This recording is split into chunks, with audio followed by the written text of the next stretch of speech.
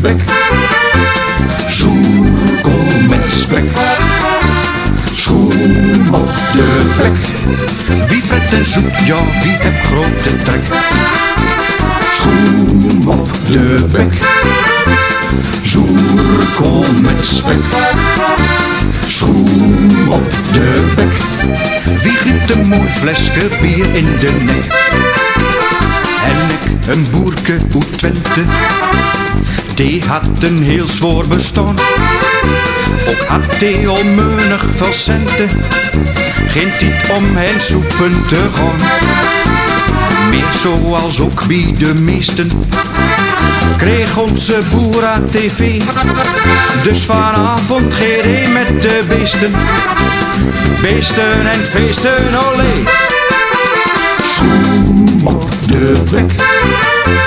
Zoerkool met spek. Schoen op de bek. Wie vet en zoet, ja wie heeft grote trek. Schoen op de bek. Zoerkool met spek. Schoen op de bek. Wie griep een mooi flesje bier in de nek.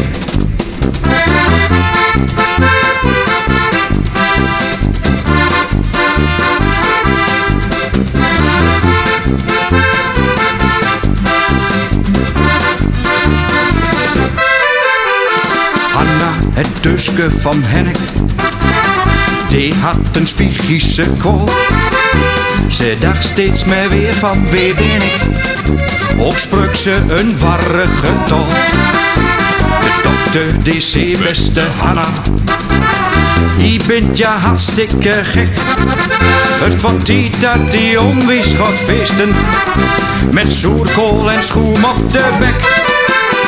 Schoen op de bek. Zoerkool met spek. Schoen op de bek. Wie vet en zoet, ja wie heeft grote trek.